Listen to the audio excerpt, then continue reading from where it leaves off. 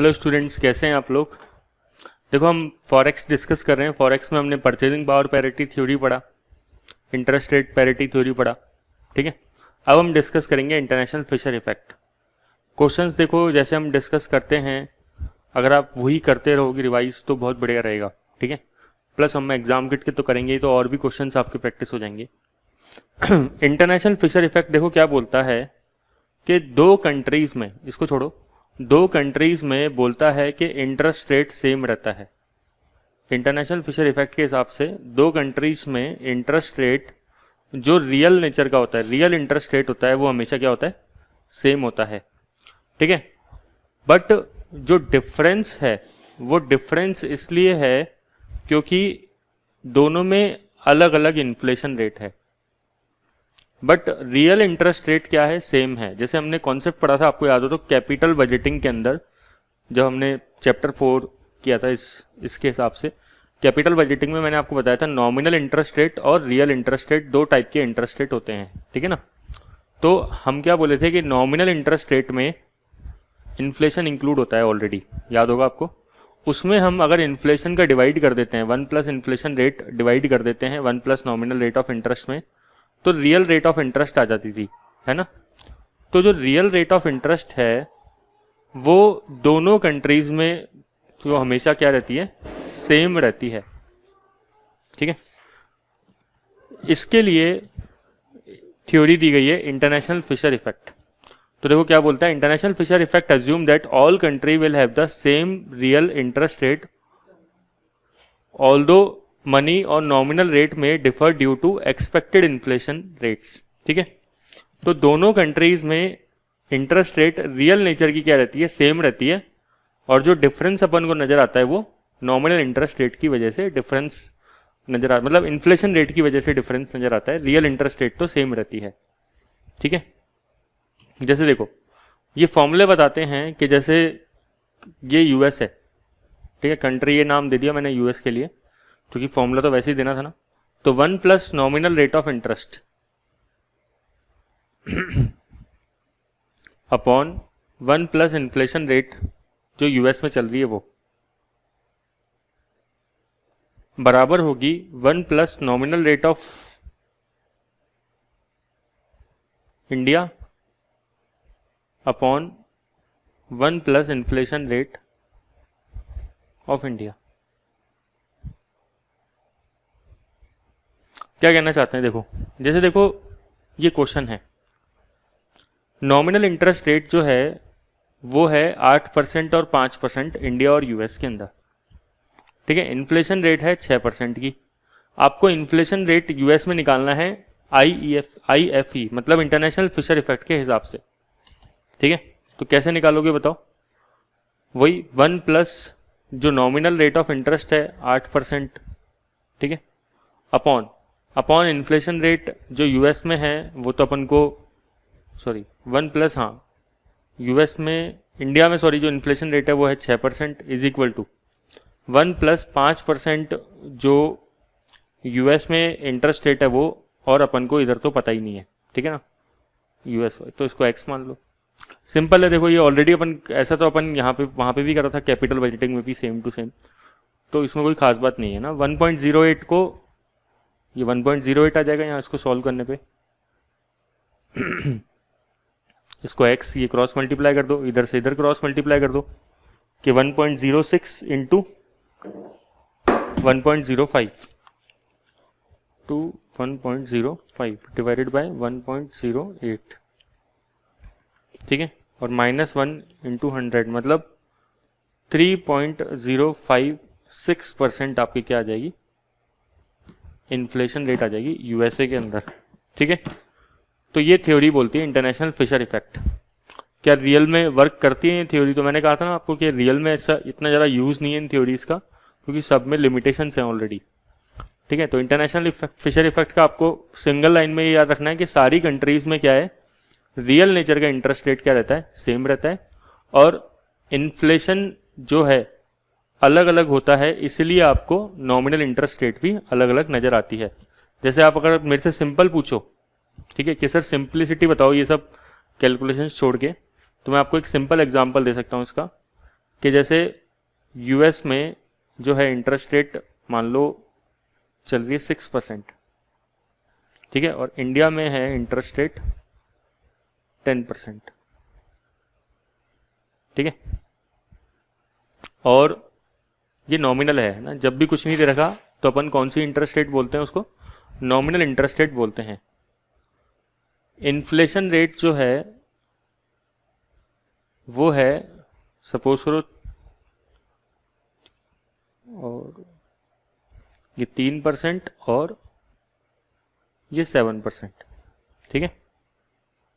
तो real interest rate अगर मैं सिंपल तरीके से निकालूं, मान लो मैंने ऐसे मैथ्स नहीं करी और बिना मैथ्स के ज़्यादा लगाए हुए सिंपल तरीके से बताने की कोशिश करूं, तो नॉमिनल में से अगर इन्फ्लेशन हटा दोगे आप तो मोटा मोटा कितना आ जाएगा, 6 - 3 3%, और 10 - 7 3%। ये थ्योरी ये बोलने की कोशिश कर रही है, समझ रहे हो क्या बात को, ठीक है। तो रियल इंटरेस्ट रेट दोनों में सेम होती है, बट आपको जो इन्फ्लेशन रेट, जो इंटरेस्ट रेट नज़र आती है, नॉमिनल इंटरेस्ट रेट नज़र आती है, वो अलग अलग क्यों होती है, बिकॉज ऑफ इन्फ्लेशन रेट, ठीक है ना। और ये काफ़ी हद तक सही भी होता है, ठीक है। बस आप इतना देख सकते हो कि जैसे अब यूएसए है, तो यूएसए में आज आप देखोगे ना तो इंटरेस्ट रेट बहुत कम है, क्यों, क्योंकि वहाँ पे इन्फ्लेशन भी बहुत कम है, ठीक है।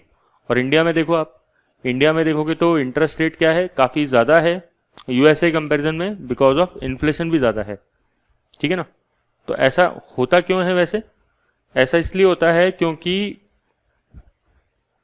जब भी किसी पर्सन को मान लो अब जैसे बैंक है, अब मैं बैंक में पैसे जमा कराने जाऊँगा, अच्छा ना, ये सब मैं आपको एक्स्ट्रा बातें बता रहा हूँ, है ना, ठीक है, ताकि आपका रिटेंशन रहे और आपको चीज़ें समझ में आए। बाकी ये फॉर्मूला मोर देन सफिशिएंट है, ठीक है, बट अपना उद्देश्य ये नहीं है केवल फॉर्मूला जानना। तो जैसे आप इंडिया में कोई बैंक है, इंडिया में बैंक मेरे को 4% ब्याज देता है, बट इंडिया में जो इन्फ्लेशन रेट है ना वो है सपोज करो 3%, तो मैं खुश नहीं हो सकता कि मेरे को 4% ही ब्याज मिल रहा है, क्योंकि जो बैंक्स वगैरह जो ब्याज की रेट कोट करते हैं वो हमेशा नॉमिनल रेट होती है। तो मैं रियल में क्या बोलूंगा कि मेरा इन्फ्लेशन कितना है, सॉरी रियल इंटरेस्ट रेट कितनी है, केवल 1% इंटरेस्ट रेट है जो मैं कमा रहा हूं। 4% भले ही मेरे को ब्याज मिल रहा है, लेकिन 3% तो महंगाई बढ़ रही है, तो मेरे पास जो नेट इफेक्ट आ रहा है वो तो 1% ही आ रहा है ना, ठीक है। तो ऐसे क्यों करते हैं अपन कि इस तरीके से डिवाइड करके, उसका भी लॉजिक होता है, सिंपल लॉजिक होता है बिल्कुल, ऐसे कोई बहुत बड़ी चीज़ नहीं है ये कि अपन ऐसे डिवाइड करके हर बार क्यों निकाल रहे हैं। वैसे तो मैंने आपको स्टार्टिंग में भी इनके लॉजिक्स बताए थे कि बड़े वाले फॉर्मूले यूज़ करके, है ना, ठीक है, जैसे अपन ने यहाँ पे डिस्कस किया था इंटरेस्ट रेट पैरिटी के अंदर तो अपन ने एक बड़ा क्वेश्चन करके ये रेट लेके आए थे, अगर आपको याद हो तो, फिर मैंने आपको इसका शॉर्टकट बता दिया था। तो ये तरीका क्यों सही बैठता है, क्योंकि अब लास्ट में है तो मैं आपको बता देता हूँ। क्योंकि देखो अब जैसे मान लो आज 100 रुपी सपोज करो मेरे को मिलने वाले हैं कहीं से, है ना, ठीक है, मैंने कहीं पे इन्वेस्ट किए 100 रुपी, सपोज करो मैंने 100 रुपी इन्वेस्ट किए। बैंक ने बोला मेरे को कि हम आपको, सुना देखो ध्यान से, इंपॉर्टेंट है कि रियल में आपको इंटरेस्ट दे देंगे, कितना रियल इंटरेस्ट दे देंगे 7% का, रियल इंटरेस्ट दे देंगे 7% का, और 3% इन्फ्लेशन के लिए भी कंपनसेट कर देंगे, इन्फ्लेशन के लिए भी कंपनसेट कर देंगे, अलग से और दे देंगे आपको, ठीक है। तो मेरे को एक तरीके से क्या हो रहा है, 100 अमाउंट है, ठीक है, तो 100 + 7%, 107 तो मिलना ही था, ठीक है, और 107 पे फिर इन्फ्लेशन लग रहा है 3%, ठीक है। तो आप क्या करोगे, 107 इंटू, अगर निकालना चाहते हो आप तो इन्फ्लेशन 1.03 से मल्टीप्लाई कर सकते हो ना इसको, 3% इन्फ्लेशन है, तो 107 इंटू 1.03 मीन्स मेरे को बैंक एक तरीके से टोटल कितना पेमेंट करने के लिए तैयार है, इतना, 100 के बदले इतना, मतलब 10.21% टोटल। तो ऐसे थोड़े ना बोला उन्होंने कि 7 देंगे + 3 देंगे, 7 + 3 थोड़ा हुआ है, ये दोनों मल्टीप्लाई हुआ है, ठीक है ना। एक 7% है और एक 3% है। तो अगर आप देखोगे तो 1.07 इंटू 1.03, अगर आप इसके पीछे की मैथ समझ पा रहे हो तो। फिर -1 जैसे अपन नॉर्मली करते हैं तो इंटू 100, तो 10.21%, ऐसे निकला ना ये 10.21%, ठीक है। तो ये कौन सी रेट आ गई, नॉमिनल रेट, ठीक है, 10.21%। तो अगर मेरे को इसको रियल में कन्वर्ट करना है तो मैं क्या करूंगा, 1 + 10.21% अपॉन इन्फ्लेशन 1.1 + 3%। अब आप करके देखो, तो 1 + 10.21% 1.1021 अपॉन 1.03, और -1 इंटू 100 करोगे तो तब जाके 7% आ जाएगा। मीन्स अगर आप ये चीज सिंपल कैलकुलेशन समझ लो तो आपको पता लग जाएगा ये ऐसे करने का लॉजिक क्या होता है, इससे क्यों निकल जाता है अमाउंट रियल इंटरेस्ट का, ठीक है ना। और अपन सारे फॉर्मूले में ऐसा क्यों कर रहे हैं या ऐसा क्यों करते हैं, कैपिटल राइटिंग में भी ऐसे ही करते हैं अपन, ठीक है। तो इसके पीछे ये लॉजिक होता है कि जैसे अगर अपन कहीं पे 100 इन्वेस्ट कर रहे हैं, आप मानो सिंपल फिगर 100 इन्वेस्ट कर रहे हैं, 100 मान लो, 1 मान लो, ठीक है। अगर आपको 100 पसंद नहीं आ रहा तो 1 भी मान सकते हो, कोई दिक्कत नहीं है। तो अगर आप 1 इन्वेस्ट करते हो तो आपको 7% मान लो कोई पर्सन बोल रहा है कि रियल इंटरेस्ट मिल जाएगा, ठीक है। तो अमाउंट कितना हो जाएगा, 1.07, और आप अलग से और इन्फ्लेशन मांग रहे हो क्योंकि अब रियल दे रहा है तो वो इन्फ्लेशन भी देगा, ठीक है। तो वो 3% और दे रहा है आपको, ठीक है, क्योंकि इन्फ्लेशन तो इसी अमाउंट पे लगेगा ना अब टोटल। तो 1 इंटू 1.03, तो ऐसे इसलिए मल्टीप्लाई हो गया।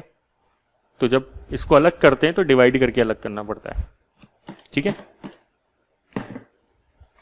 वरना तो सिंपल ये फॉर्मूला याद रख लो, कोई दिक्कत नहीं है, आराम से हो जाता है काम, ठीक है। तो ये हमने देखा इस क्वेश्चन के थ्रू। एक होती है expectation theory. Sir expectation theory क्या होती है, एक्सपेक्टेशन थ्योरी क्या बोलती है कि, ध्यान सुनना क्या बोल रही है, कि जो फॉरवर्ड, जो एक्सपेक्टेड जो रेट है ना, वो क्या है, फॉरवर्ड रेट के इक्वल है। सर एक्सपेक्टेड रेट याद है आपको, कि एक्सपेक्टेड रेट कैसे निकाली थी आपने, एक्सपेक्टेड स्पॉट रेट याद है आपको, कौन से फॉर्मूले से निकाली थी आपने expected spot rate, purchasing power parity. Purchasing power parity में क्या फॉर्मूला होता था, एक्सपेक्टेड स्पॉट रेट, ठीक है ना, एसटी लिख सकते हैं स्पॉट रेट को शॉर्ट में, एक्सपेक्टेड स्पॉट रेट अपॉन, ठीक है, जो स्पॉट रेट अभी चल रही है वो, is equal to 1 plus counter currency का इन्फ्लेशन रेट, ठीक है, और 1 प्लस इन्फ्लेशन रेट ऑफ कौन सी करेंसी, जो बेस करेंसी है वो। देखो यार अगर आपको याद आ रहा हो तो ये देखो,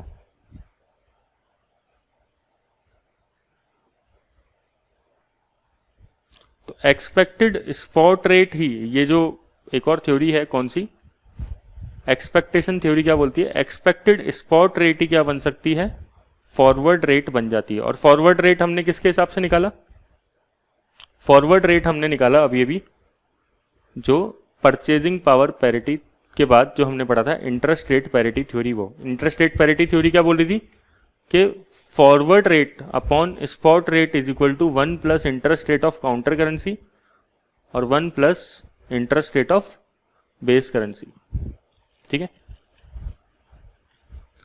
मीन्स ये सारी की सारी थ्योरी आपस में क्या है, कहीं ना कहीं इंटरलिंक करने की बात कर रहा है। जैसे इंटरेस्ट रेट पैरिटी थ्योरी में ये फॉर्मूला लगाया था हमने, यहां पे क्या लिखा था, फॉरवर्ड रेट, है ना। वर्ड याद रखना, इंटरेस्ट रेट पैरिटी थ्योरी में क्या लिखा हुआ है, वर्ड फॉरवर्ड रेट, और एग्जाम में डायरेक्टली पूछ लेगा ये आपसे। और परचेजिंग पावर पैरिटी में वर्ड क्या लिखा हुआ है, एक्सपेक्टेड स्पॉट रेट लिखा हुआ है, ठीक है। होप कि आपको ये याद होगा, ठीक है। अपन ने एकदम लॉजिक्स के साथ डिस्कस किए हैं सारी चीजें।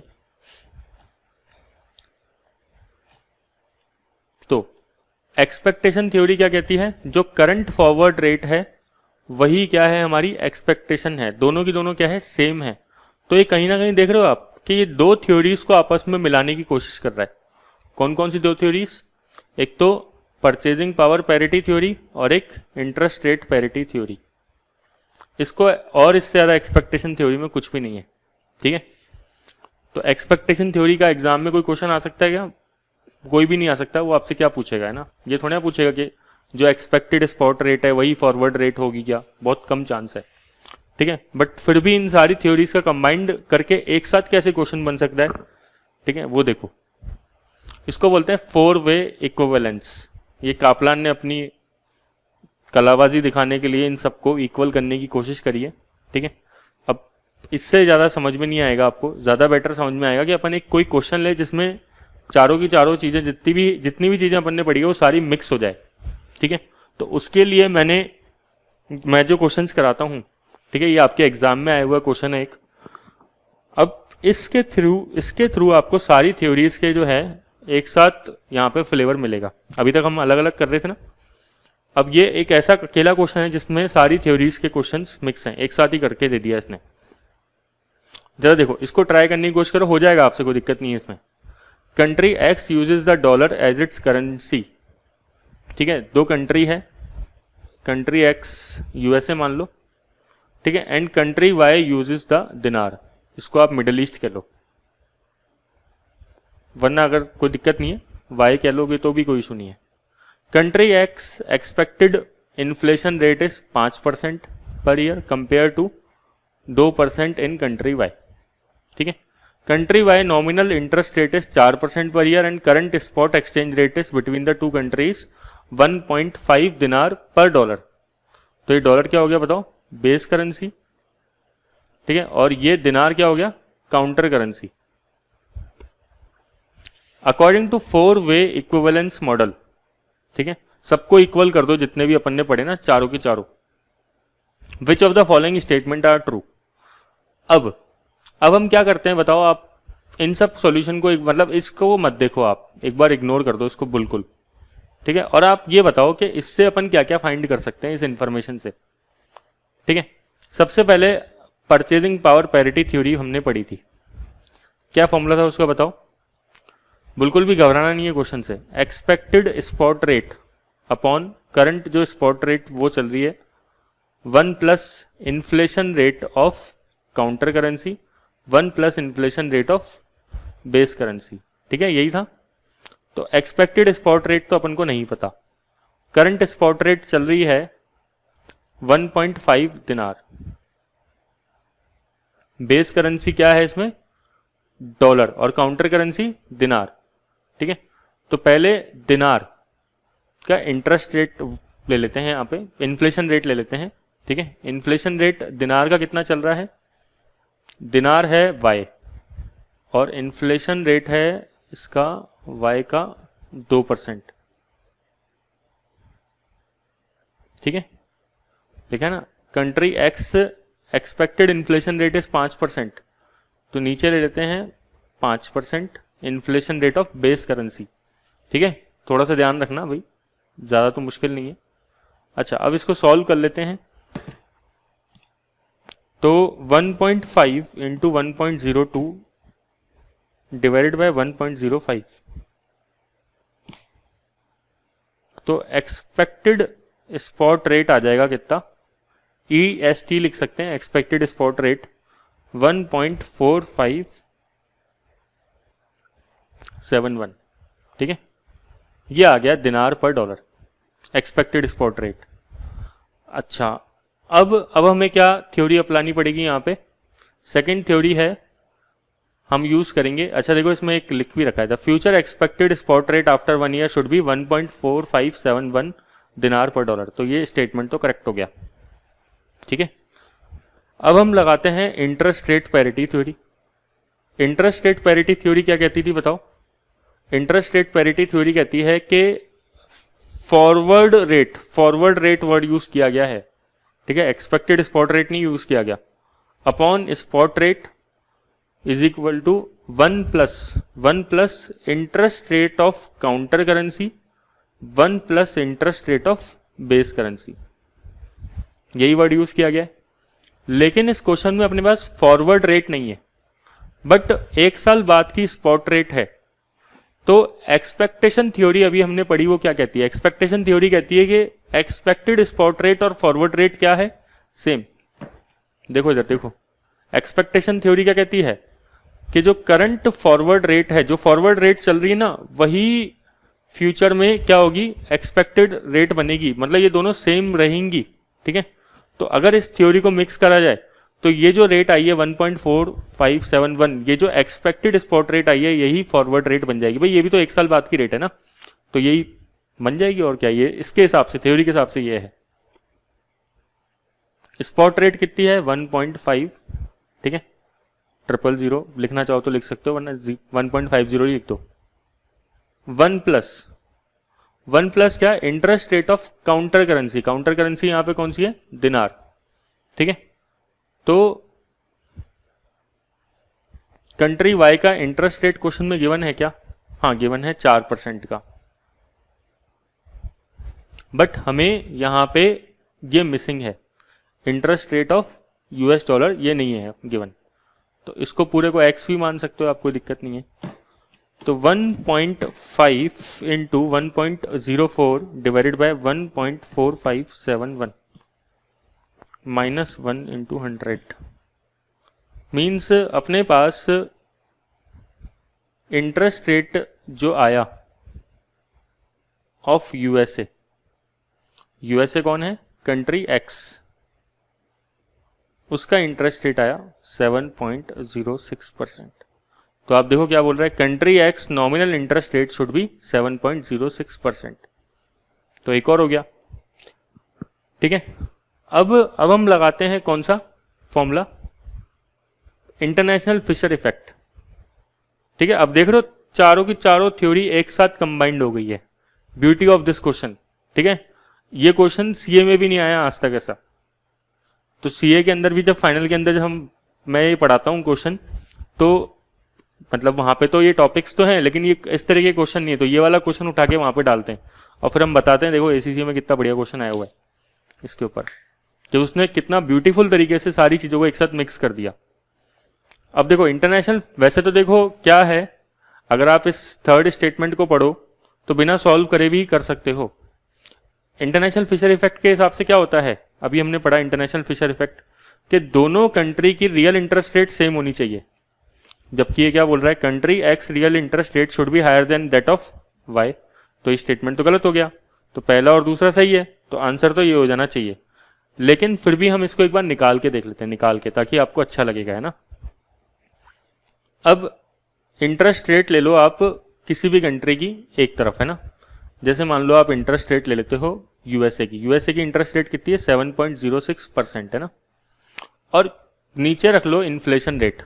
ठीक है, ये नॉमिनल इंटरेस्ट रेट हो गया, अपॉन इन्फ्लेशन रेट कर देते हैं।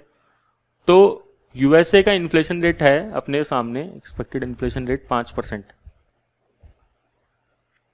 इज इक्वल टू 1 प्लस, अपन ले लेते हैं अब यूएसए के बाद दिनार वाला, है ना। ठीक है, मिडल ईस्ट वाला जो कंट्री वाई है, उसका इंटरेस्ट रेट है उसका वाई का 4%, और इन्फ्लेशन रेट कितना है इसका 2%। अब आप निकाल के देखो 1 प्लस 7.06%, ये ना थोड़ा सा ध्यान से करे करो आप, भले कैलकुलेटर पे लिख के कर ले करो, क्योंकि इसमें बहुत गलती हो जाती है। स्टूडेंट क्या है, थोड़ा सा लाइटली लेते हैं इस कैलकुलेशन को। 1 प्लस 7.06% है वो, ठीक है ना। ऐसा नहीं कि 1 प्लस 7.06 ऐसे ही कुछ कर दिया आपने, तो थोड़ा सा ध्यान से करना भाई इसको। ये एक ऐसी जगह है जहां पे गलती होती है नॉर्मली। तो रियल इंटरेस्ट रेट 1.96% आएगी इधर इस केस में, है ना।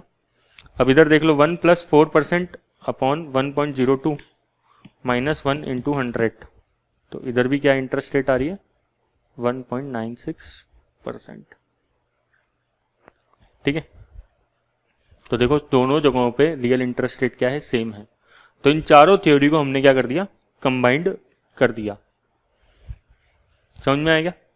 क्या किया, पहले परचेजिंग पावर पैरिटी से हमने एक्सपेक्टेड स्पॉट रेट निकाला, ठीक है, निकल सकता है, निकाल लिया।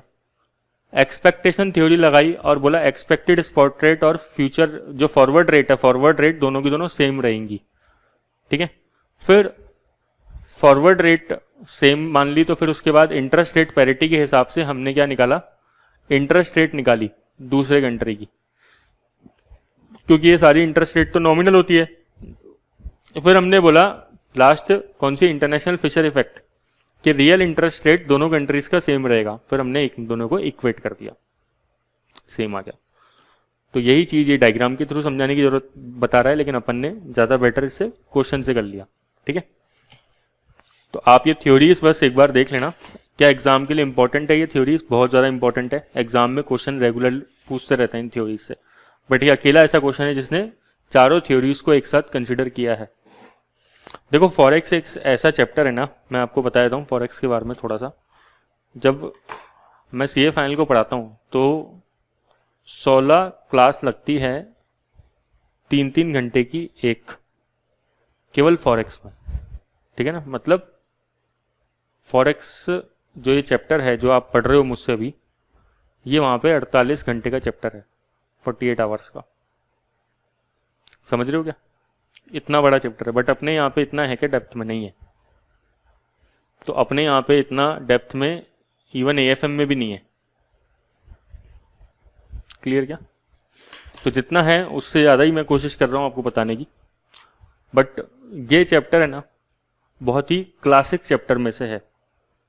इनको पढ़ के एक अच्छे फील आती है, जैसे कैपिटल बजटिंग है, ठीक है। अब डिविडेंड पॉलिसी रद्दी चैप्टर है, कोई मतलब नहीं है, डिविडेंड पॉलिसी बना दिया, ठीक है। कॉस्ट ऑफ कैपिटल बहुत अच्छा चैप्टर है, कैपिटल बजटिंग बहुत अच्छा चैप्टर है, वर्किंग कैपिटल मैनेजमेंट अच्छा चैप्टर है। ऐसे ही ये बहुत अच्छे चैप्टर में से है, ठीक है।